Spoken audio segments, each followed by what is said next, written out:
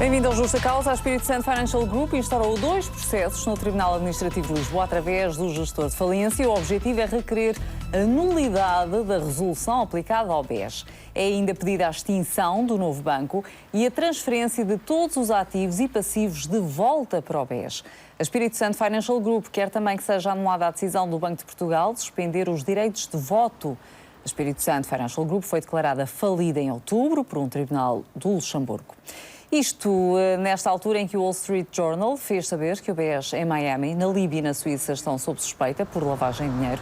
A investigação é dirigida por procuradores de Nova Iorque e um grande júri federal que suspeitam que o banco terá sido utilizado para branquear dinheiro de um grande empresário venezuelano. Há pouco também ficou a saber-se que Ricardo Salgado e José Maria Ricciardi vão ser ouvidos na comissão de inquérito do caso BES no próximo dia 9 de dezembro. É meu convidado António Raposo Subtil, advogado. Olá, viva, olá. Boa tarde. Vamos começar por esta matéria. Temos áreas para abordar neste Justa Causa. Qual é a viabilidade destas ações que deram agora entrada no Tribunal Administrativo? Bom, existem várias ações, inclusive por fundos estrangeiros, com o mesmo objeto e visando já a são destruição. Muitas, exatamente. E a destruição da resolução que estabeleceu a separação entre o que é bom e o que é mau, dando ao que é bom o nome de novo banco e ao que é mau, enfim, continua um nome assim mais esquisito, como BES. Por isso, é uma pretensão que terá que vencer uma barreira, que é a barreira, enfim, do quadro comunitário que legitima a resolução que foi decretada em Portugal, ao abrigo também da Aliás, nós acabámos interna. por ser uma espécie de processo embrionário, porque isto ainda não tinha sido tentado. Sim, porque isto ainda não tinha sido utilizado em qualquer outro país, não é? A questão não é só da divisão, é a questão do que é que se pôs em cada um dos lotes, num lado e no outro. Porque se a divisão está tecnicamente, digamos assim, regulada, já o critério para a separação de ativos é que é algo que porventura será questionável. Eu entendo, e por isso tenho defendido e irei defender sempre que for necessário os pequenos investidores que tiveram opção de compra nos aumentos de capital, quer por transformação de obrigações em ações, quer por direitos, digamos assim, de compra, e também aqueles que adquiriram participações em papel comercial vendidos fora do banco, mas que estavam tutelados pelo próprio banco, pela imagem, pelo nome, pela marca Espírito Santo. Penso que os portugueses compraram cá nas sucursais do dito BES, hoje novo banco, quer aqueles que compraram na Suíça, compraram no Dubai, em bancos que eram também da família, no sentido do nome Espírito Santo, devem ser protegidos por respeito ao princípio de igualdade. E por isso essas pessoas só têm uma forma de ser ressarcidas, é destruir, enfim, revogar, anular. Isso é possível, essa anulação. E com isso fazer valer os seus direitos. É possível uma anulação destas? Quando vários negócios já foram efetuados, quando empresas do próprio grupo, já houve negócios envolvendo empresas do próprio grupo Espírito Santo, nomeadamente a seguradora. Portanto, até que ponto é que ainda é possível retroagir no tempo e voltar a estar tudo como estava? Se querer ser muito técnico, nós podemos ter, enfim, consequências de invalidade, de ineficácia, de redução, de conversão dos negócios jurídicos e tal. E também aqui pode haver uma redução dessa resolução. Eu entendo que essa redução, se quiser, impõe o quê? Impõe que passem para, digamos assim, fazer face aos prejuízos causados a investidores, e até a depositantes de bancos que estavam detidos pela Espírito Santo Financial Group, que faça o ressarcimento, ainda que parcial, dos seus direitos. E dessa maneira é preciso pôr o quê? Pôr as provisões não do lado do banco bom, mas do banco mau, colocar o crédito ao Bangola não de um lado, mas do outro. Há vários, digamos assim. Isso é possível? Isso poderá ser possível se entender que esta divisão administrativa, lei administrativa no sentido que não foi por ato legislativo, que foi feita pelo Banco de Portugal, que não atendeu àquilo que era a sua responsabilidade anterior, nomeadamente ter deixado fazer o aumento de capital. E também, ao ter estabelecido em novembro de 2013 provisões no hoje designado Banco Bom, ter permitido que se continuasse a vender papel comercial na banca, que também estava indiretamente sob sua supervisão. Quanto tempo é que uma ação destas poderá demorar? Uma ação destas pode demorar muito tempo, mas o importante é que este conflito, ao estabelecer-se judicialmente, vai reduzir o valor da venda do novo banco e vai dar ao Estado esse contencioso, ou seja, o Estado vai ter que manter esse contencioso. E ao manter esse contencioso, vai assumir uma contingência, que é a contingência de porventura dessas ações poderem proceder. E por isso tem que se encontrar aqui um meio termo e encontrar também... Estamos a falar de indenizações. Estamos a falar de indenizações, sobretudo. Porque, a priori, não é previsível que o novo banco seja extinto e que haja a transferência de todos os ativos e passivos de volta para o BES. Esta solução é inovadora e, sobretudo, fez uma coisa que foi. Fez uma insolvência, digamos assim, com um efeito do género, digamos assim, agora aqui para não entrar num termo muito técnico, novatórios. Ou seja, declarou o banco insolvente e logo de imediato colocou, digamos assim, no mercado. E o que é que deixou? Com a insolvência destroem-se todo o capital, destrói-se o capital, os obrigacionistas, destrói-se algum passivo, não foi todo, mas algum passivo, e retomou-se com uma pessoa jurídica diferente. Só que isso não se fez de acordo com a ponderação, na minha opinião, do que era a própria responsabilidade do insolvente. Porque se o insolvente tivesse sido declarado insolvente, hoje era responsável, porque alguns atos podiam ser resolvidos em benefício da massa insolvente, a responsabilidade dos administradores, a insolvência dolosa. Estamos a falar se tivesse sido declarada a falência do BES. Exatamente. Falência hoje designa-se insolvência, como já não há réus, só há arguidos, também não há falidos, já há insolventes, é estas coisinhas, estes liftings que se fazem nas palavras, mas o conteúdo é isso mesmo. E por isso, neste caso, há que ponderar até que ponto é que o Estado não tem responsabilidade, e eu julgo que tem. Aliás, o Governador do Banco de Portugal disse agora na Assembleia que teve dúvidas quanto enfim, ao problema de retirar a idoneidade ao Presidente do BES. Isso teve dúvidas, depois juntou 3 parceiros, ou falou em 3 parceiros, mas há um que já caiu, que afinal era no sentido contrário. Eu também tenho dúvidas, mas tenho uma interpretação, é que podia. Bom, se era assim, vamos admitir que o Tribunal entende que podia. E ao não o ter feito, que conduziu a uma segurança falsa quanto aos investidores. Deu uma segurança aos investidores que não tinha, que não podia ter dado. E com isso levou a que os investidores, por essa razão, por esse vício na sua declaração, viessem a investir e agora tenham um prejuízo. O Estado tem que assumir. Quer dizer, é assim que as coisas se fazem. Os contribuintes poderão ter que assumir. Os contribuintes aqui são os contribuintes que estabelecem uma relação com o banco. Os depositantes têm uma salvaguarda contra os depósitos, mas há depositantes que são depositantes e investidores nesse sentido, que o dinheiro estava numa conta e que depois foi retirado para fazer o tipo de investimentos para conseguir o tal, um género de romão, um género de passagem entre depósitos e investimentos em capital ou até investimentos em papel comercial do dito Grupo Espírito Santo. E por isso, se o Tribunal entender que não pode anular, não pode revogar, não pode extinguir a resolução, não quero dar aqui termo técnico preciso, pode dizê-lo, não o posso fazer, mas posso deslocar este ativo para o dito banco mau, de maneira que o prejuízo seja menor, porque não é equilibrado que este ativo fique no banco mau. Pois, e entretanto temos várias ações interpostas e que são analisadas por magistrados diferentes. E que podem ter resultados diferentes. Mas o BPN tem esse problema. O BPN foi vendido e o contencioso ficou com o Estado. O Estado ainda hoje está a pagar, já depois de ter vendido o banco. Não se sabe se pagou mais do que o próprio preço do banco, do BPN, mas é um negócio que foi feito dessa maneira e tem que ser feito dessa maneira. Eu penso que nenhum comprador assume o banco novo se ficar com o contencioso, porque o contencioso é difícil de avaliar. Só mais uma questão em relação àquilo que foi agora divulgado por parte de um jornal norte-americano que dá conta que estão a decorrer investigações, nomeadamente no BES de Miami, da Suíça e também da Líbia. E também do Dubai, todos os bancos que tinham a marca Espírito Santo, deveria o regulador, ou pelo menos alguém pelo regulador, devia ter nomeado uma comissão de maneira a acompanhar esse tipo de processo e poder também dar informação aos contribuintes. E eu digo aqui contribuintes porquê? Porque a conta no final vai ser paga pelos contribuintes. Não vale a pena dizer o contrário, porque seria uma ilusão.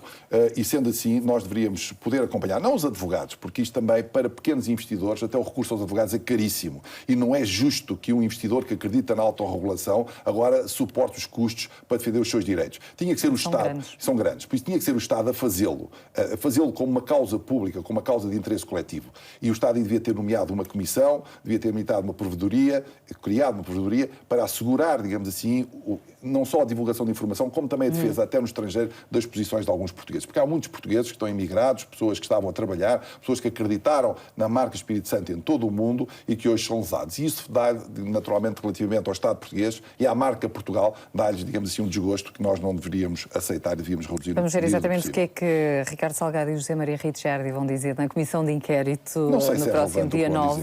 É mais relevante o que fizeram, o que podem fazer, do que aquilo que vão dizer. Nomeadamente aquelas buscas que aconteceram a semana passada. Eu acho que é, enfim, um procedimento normal. Aquilo que havia, julgo eu, para ser feito, que era o ato formal de resolução, está feito. As implicações que provocou são indiscutíveis.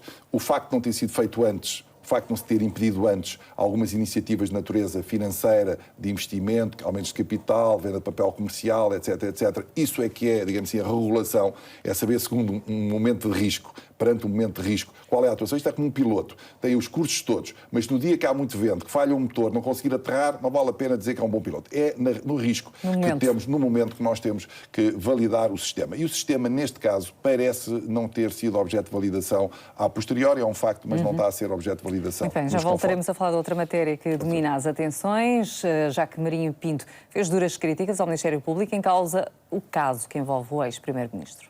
Custa-me ver a prisão preventiva de uma pessoa que veio para Portugal sabendo que iria ser detido ou que iria ser chamado a prestar contas. Parece que em Portugal o Ministério Público só pode investigar, só sabe investigar se os suspeitos estiverem presos e silenciados nas suas celas. Nos Estados Unidos, por exemplo, o Madoff foi preso, acusado, julgado e condenado tudo no espaço de meio ano, porque a polícia andou cerca de 8 anos a investigá-lo, no maior sigilo, sem que ninguém suspeitasse. E quando reuniu as provas, prendeu.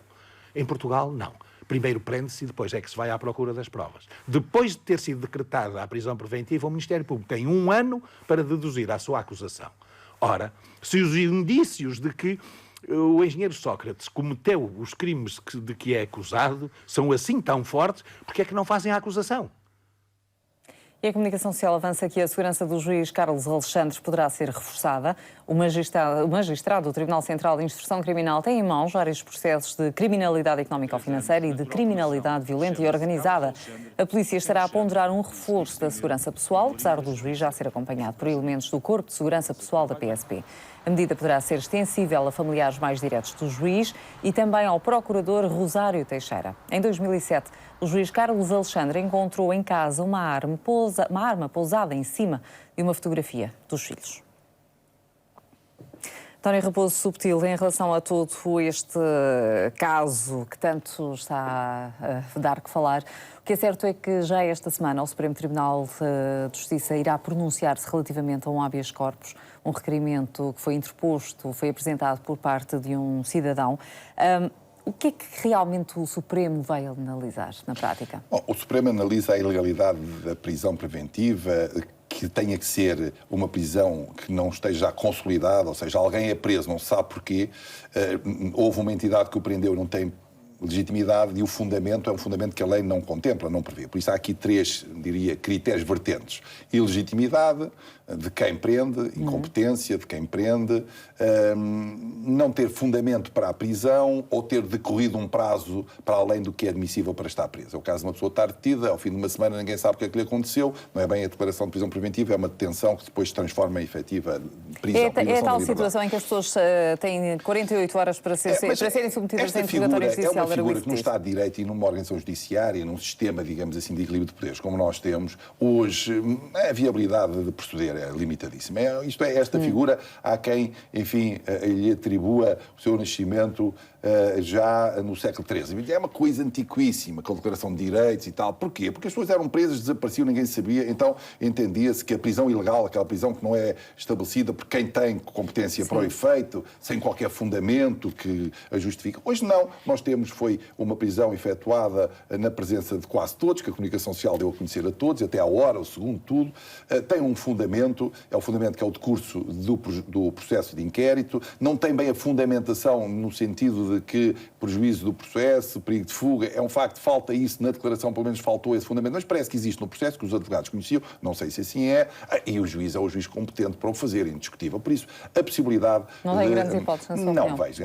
Causa alguma perturbação, porventura vai obrigar o Supremo Tribunal de Justiça, se não interferir liminarmente, dizendo que não há relação de interesse entre a pessoa que fez a petição e tal, pode haver aqui qualquer coisa. Mas é que estamos a falar de qualquer cidadão pode fazer o requerimento. Então? Eu penso que eu não sou um especialista em processo penal, mas em direitos fundamentais tenho alguma obrigação de dizer qualquer coisa. Parece-me a mim que, havendo o advogado constituído no processo, não sei se qualquer cidadão o pode fazer, porque é conhecida a prisão, é pública a prisão preventiva, a única coisa que pode estar aqui em causa é a falta de fundamentos, porque não há excesso da manutenção, digamos assim, de alguém em privação de liberdade, não há um problema de incompetência, porque foi um juiz e é na organização judiciária que ocorreu, quanto muito há falta de fundamento. Mas o facto de um cidadão ir para a frente com um requerimento destes poderá ou não esvaziar o recurso, quer para a relação, quer inclusive um eventual pedido de habeas corpus. Não, na minha opinião, não esvazia. Pode levar, que era o que estava a referir, o Supremo Tribunal de Justiça a dar um fundamento, dizer não está preso e está bem preso, porquanto é abrigo alineado, o Código de Processo Penal é alineado a dizer perturbação de fuga. As duas pessoas dizem, afinal foi porque ele podia fugir. Ou ele, o detido, neste caso o arguido, e preso preventivamente. E nesse aspecto pode antecipar um fundamento que a defesa, o mandatário, e o mandatário tinha conhecimento e queria utilizar o seu recurso. Parece-me que não é bom para a defesa, para o colega que faz, digamos assim, esta defesa, que é uma responsabilidade imensa e por isso é uma pessoa que está a aguardar o momento próprio para fazer o recurso, como já anunciou, e bem, que agora seja surpreendido por um freelancer, por alguém, digamos assim, que vai fazer um pedido de habeas corpus. Não se justifica, neste caso, a nenhum cidadão tomar uma posição de defesa quando o arguido tem um advogado e um excelente advogado a defendê-lo e com presença pública na comunicação social. Portanto, na quarta-feira, o pedido foi feito na passada quinta-feira. A priori, quarta-feira, o Supremo Tribunal de Justiça reúne-se e haverá decisão nessa altura, porque são 8 dias para haver poderá haver um indeferimento liminar. Eu, como digo, não sou especialista, não me queria atrever são 3 mil a dar euros aqui... que vai ter que pagar. Não me queria aqui atrever a dar, enfim, um prognóstico do que é que vai acontecer, mas admito mesmo que um arguido que tem advogado constituído e que já, enfim, assistiu e por isso teve conhecimento da decretação da prisão preventiva, que este cidadão não beneficie, não possa fazer esse pedido de habeas corpus. Só mais uma questão, relativamente ao que foi dito pelo ex-bastonário da Ordem dos Advogados, partilha da opinião dele que em Portugal se prende-se para investigar? Eu acho que em Portugal muitas vezes fazem buscas um bocadinho aleatoriamente, tem-se um excesso de sentido persecutório antes, digamos assim, de se poder ter o ato formal, que é a acusação, a pronúncia, depois julgamento, sentença. Então, acho que sim, que há aqui uma certa disfunção, é um facto, mas acho que neste caso não será isso. Quanto muito neste caso o modo que foi utilizado pode ser questionado. No que diz respeito à substância, não só houve uma detenção para prestar declarações, como houve um prazo que depois foi, enfim, objeto da avaliação daquilo que foi a prestação de declarações e depois, enfim, a medida que se estabeleceu, que era a da prisão preventiva. Não me parece que neste caso tenha havido aqui uma inversão do rito, da tramitação do próprio processo. Mas é uma opinião que o Sr. Bastonário tem, é um homem conhecedor e por isso entendeu fazê-lo desta maneira. Pois é, voltaremos a falar, já que a violência doméstica tem dominado atenções nos últimos dias, até porque a semana passada assinalou-se o Dia Internacional contra a Violência na Mulher e a violência doméstica é o 5º crime mais cometido em Portugal. Só em 2014 já foram apresentadas mais de 12 mil queixas, 81% das vítimas são mulheres. A colaboração entre várias entidades é tida como essencial na investigação do crime, na prevenção e na proteção das vítimas. A Secretária de Estado dos Assuntos Parlamentares e da Igualdade defende uma mudança cultural e uma educação para a não-violência. Joana Marques Vidal considera que a atual moldura penal é adequada e que há outras questões mais importantes. É importante nós melhorarmos a nossa capacidade de investigação deste tipo de crimes, a nossa capacidade de resposta mais rápida àquilo que está a acontecer, quando o crime acontece, a nossa responsabilidade de articular com as outras instituições de apoio à vítima. Quando nós ainda temos pais e mães que vão às portas das casas-abrigo chamar as filhas e dizer que elas têm de voltar para casa porque é uma vergonha para a família estarem acolhidas numa casa-abrigo. Quando nós ainda temos homens que se portam como donos das mulheres e entendem que se elas não são deles, não podem ser de mais ninguém. Isto significa que o principal que está por fazer e que o país tem feito, mas não conseguiu ainda fazê-lo de forma suficiente, é uma educação para a não-violência, é uma cultura de respeito pelos direitos das mulheres e pelos direitos humanos de todas as pessoas. António Raposo Subtil, 12 mil queixas só em 2014, é preciso notar que agora é um crime público e há uma maior exposição, e isso também leva a que haja um maior conhecimento da situação. As penas existentes são dissuasoras ou aqui não é uma questão de penas apenas? Eu penso que quer as penas, quer a natureza do crime que hoje é público, quer a forma de condução digamos assim, dos próprios inquéritos e a rapidez com que são feitos, acho que houve uma mudança muito grande. Mas, naturalmente, aplaudo quer as iniciativas de debate da questão, quer as iniciativas de proteção da condição da mulher e de uma alteração que se impõe da cultura que é machista, mas uma cultura machista perversa, completamente agora fora também dos seus tempos. Violência contra o homem, só que mais escondida. Essa sim, mais sim, escondida. mais Mas escondida. sabemos hoje, enfim, os dados estatísticos, que ainda é um bocadinho, enfim, a matriz cultural que se afirma nestes momentos, e por isso nós temos que combater isso todos, os homens e as senhoras, e temos que dar, sobretudo, aplauso a quem que faz estes colóquios e pretende que a questão esteja na ordem do dia, porque isso é muito irrelevante, é muito importante. Muito bem, este é um tema que daremos destaque num dos próximos programas, num próximo Justa Causa. Dizer-lhe ainda que foi adiada a leitura do acórdão do processo Remédio Santo para o dia 19, no Campos de Justiça. Em causa está um caso de alegadas burlas ao Serviço Nacional de Saúde. 18 arguidos são acusados de terem lesado o Estado em mais de 4 milhões de euros. Um arguido, um médico, está em prisão preventiva por alegadamente ter prescrito mais de 1 milhão de euros em receitas. O acórdão era para ter começado a ser lido depois das 2 da tarde no Tribunal de Monsanto, mas afinal vai ser lido no próximo dia 19. Termina assim o Justa Causa. Agradeço ao meu convidado, António Raposo, por ter estado aqui mais uma vez. Nós voltaremos amanhã, à hora do costume. Fique bem.